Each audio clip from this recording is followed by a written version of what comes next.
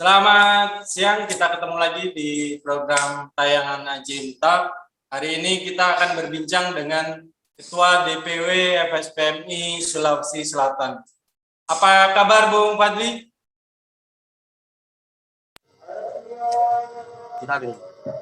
Baik, kabar baik, Bung.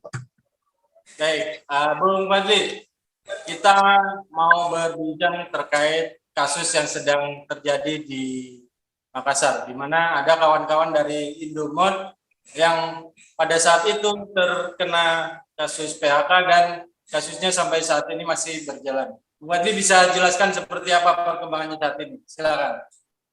Baik, Bung. Terima kasih. Jadi kasus yang terjadi di Badan Usaha CV Indo Retail Abadi, di mana anggota kita ada di sana. Kemudian tempat mereka bekerja adalah di Toko Indomode, Makassar.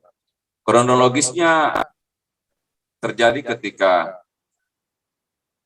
pimpinan toko melakukan PHK sepihak kepada 2 orang pengurus PUK Serikat Pekerjaan Nengka Industri CV Indo Retail Abadi yang bekerja di Toko Indomode ini.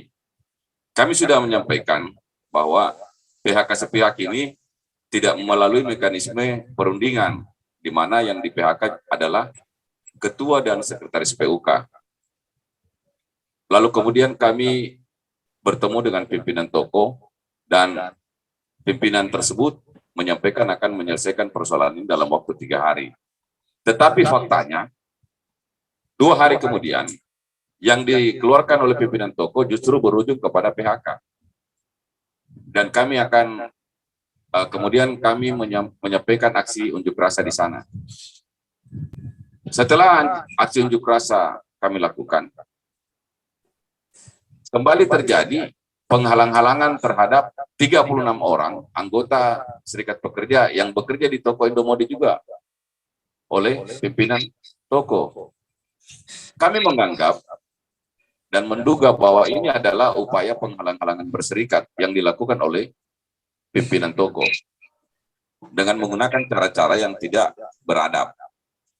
Seharusnya persoalan ini diselesaikan terhadap 2 pengurus PUK yang di PHK. Tetapi faktanya justru menambah terhadap 36 orang anggota kita lagi di sana, dilarang masuk bekerja dengan alasan aksi unjuk rasa yang dilakukan oleh kawan-kawan Serikat Pekerja merugikan toko dan mereka disomasi, diminta membayar ganti rugi senilai Rp22.222.000 dari total 800 juta kerugian yang mereka anggap dialami ketika kawan-kawan Serikat Pekerja melakukan aksi unjuk rasa. Ini kami menduga apa yang dilakukan pimpinan toko ini adalah upaya penghalang-halangan berserikat dan anti demokrasi, sangat berbahaya terhadap kelangsungan demokrasi yang ada di negara ini. Karena sepanjang sepengetahuan kami bahwa menyampaikan aspirasi apabila sudah sesuai dengan prosedur Undang-Undang Nomor 9 Tahun 98 tidak bisa dikategorikan sebagai pelanggaran merugikan perusahaan karena kawan-kawan menyampaikan aksi sudah sesuai dengan mekanisme undang-undang. Seperti itu, Bung Majid. Baik, atas penambahan 36 anggota yang mendapatkan somasi dari pengusaha, apa tanggapan Anda sebagai Ketua DPW? Ya, tanggapan kita saya tanggapi bahwa apa yang dilakukan oleh pimpinan toko ini adalah sesuatu yang tidak masuk akal, karena bagaimana mungkin akibat unjuk rasa lalu kemudian para pekerja disomasi dan dituntut ganti rugi. Dan dari lembaga Rumah Advokasi Rakyat akan melakukan jawaban atas somasi tersebut. Dan kami meminta supaya 36 orang anggota kita, kawan-kawan kita yang bekerja di Indomode, segera kembali diperbolehkan masuk bekerja. Karena belum terjadi utang piutang akibat aksi unjuk rasa itu dan belum punya kekuatan hukum. Dan ini melanggar hak asasi maupun pelanggaran demokrasi yang dilakukan oleh pimpinan perusahaan ini. Seperti itu, Bung Adi. Baik, Bung Fadli, atas apa yang dilakukan oleh pengusaha, terkait somasi dan juga kasus PHK-nya sendiri. DPW PSPMI sudah melakukan langkah-langkah hukum, gitu kan ya. Tadi Bung Fadli menyebutkan ada rumah advokasi rakyat.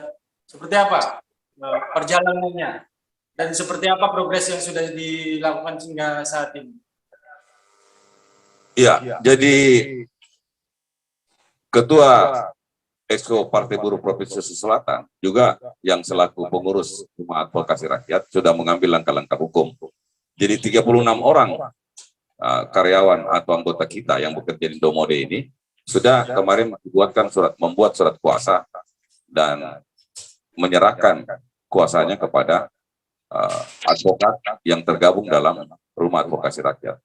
Dan sudah dilakukan pelaporan juga terhadap kepolisian atas pelanggaran dugaan menghalang-halangi berserikat di pasal 28 junto pasal 43 Undang-Undang Nomor 21 tahun 2000 ini. Dan dalam waktu dekat kami terus mengawal laporan kepolisian ini dan kami juga tetap melakukan aksi-aksi di toko Indomode ini karena kami menduga bahwa apa yang dilakukan oleh pengusaha ini sangat tidak beradab karena justru mereka membuat berita seolah-olah bahwa apa yang mereka lakukan dengan melakukan PHK dan melarang karyawan masuk bekerja dengan alasan merugikan toko, ini adalah perbuatan melawan hukum yang justru mereka melakukan pembohongan terhadap masyarakat dengan berita yang mereka sebarkan bahwa PHK ini sudah sesuai dengan mekanisme undang-undang karena mereka merujuk kepada peraturan pemerintah nomor 36 dan seterusnya. Kami menduga ini adalah akal-akalan pengusaha saja untuk membuat berita-berita kebohongan dan kami akan membuat bantahan dengan berita yang mereka sebarkan. Seperti itu, Bu. Baik, Anda akan melakukan bantahan. Apa yang ingin Anda sampaikan saat ini? Ya, kami akan melakukan bantahan bahwa PHK yang dilakukan tidak sesuai dengan mekanisme Undang-Undang Nomor 2 tahun 2004, di mana seharusnya PHK ini terlebih dahulu dirundingkan dengan serikat pekerja. Tetapi tidak didahului dengan perundingan, lalu kemudian PHK ini dikeluarkan. Setelah PHK dikeluarkan, justru menambah lagi dengan kebohongan baru. Kawan-kawan ini dilarang masuk bekerja, 36 orang, dari 2 orang di PHK, berarti sekarang sudah total 38 yang tidak masuk bekerja dengan alasan yang tidak masuk akal. Dan kami akan bantah itu secara pernyataan sikap teman-teman terhadap apa yang dilakukan pengusaha ini. Kami berharap bahwa pengusaha hitam seperti yang dilakukan oleh Indomode di Grento Serba Badan Usahanya ini dan grupnya, kami akan menggaungkan untuk melakukan boikot terhadap toko Indomode atas apa yang dilakukan terhadap pekerja. Karena sedari awal, kasus ini sebenarnya adalah pelanggaran normatif. Semua karyawan hanya meminta supaya pengusaha membayarkan upah para pekerja di sana yang sudah bertahun-tahun, belasan tahun, bahkan sudah ada yang 20 tahun bekerja, tapi sampai hari ini mereka belum mendapatkan hak normatif. Upah masih di bawah UMK, BPJS Kesehatan tidak ada, dan BPJS Ketenagakerjaan. Ini adalah sumber masalah pertama yang dilaporkan oleh pengurus serikat pekerja, tetapi berujung menjadi PHK sepihak. Maka dengan dua dasar dalil ini bahwa kami menduga bahwa pengusaha ini anti demokrasi, anti serikat pekerja, maka laporan kami ke kepolisian seperti itu. Jadi kami meminta supaya dilakukan kampanye boikot terhadap Grento Serba Group dan semua toko-toko yang dimiliki dan terutama toko Indomode, karena di sanalah ini mereka kawan-kawan seolah-olah dijebak untuk dipindahkan ke sana, lalu kemudian di sana mereka di PHK. Seperti itu. Baik.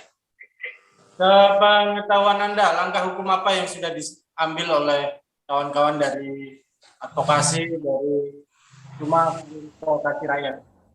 Apakah sudah melakukan pelaporan ke pihak kepolisian atau seperti apa? Iya, jadi laporan kepolisian sudah dilakukan, sudah masuk di kepolisian polisi daerah Sulawesi Selatan, dan kami sudah pernah 2 kali menyambangi kantor kepolisian daerah Sulawesi Selatan, mempertanyakan sudah sampai kemana kasus laporan kami tersebut. Informasi terakhir, kasus ini baru akan dilimpahkan lagi ke wilayah hukum Polrestabes Makassar. Dan dalam waktu dekat, kami akan kembali ke Polda Sulawesi Selatan untuk mempertanyakan kasus ini. Karena ini terkait persoalan hak-hak asasi dan hak kebebasan berserikat. Itu sudah dilakukan oleh tim advokasi dari Rumah Advokasi Rakyat di bawah lembaga yang ada di Partai Buruh. Seperti itu, Bung. Baik, Bung Rinto. Terima kasih atas waktunya, atas informasinya telah disampaikan pada kesempatan ini. Mudah-mudahan apa yang sedang diperjuangkan oleh kawan-kawan di Sulawesi Selatan akan membuahkan hasil yang terbaik. Bung Fadli dan kawan-kawan di Sulawesi, terima kasih atas waktunya. Demikian tadi yang baru saja kita perbincangkan, apa yang menjadi mudah-mudahan menjadi pelajaran buat kita semua buruh di seluruh Indonesia, bahwa perjuangan ini tidak akan pernah lepas, tidak akan pernah berhenti sampai kita yang menang. Bung Fadli, kawan-kawan, terima kasih atas waktunya. Maaf, selamat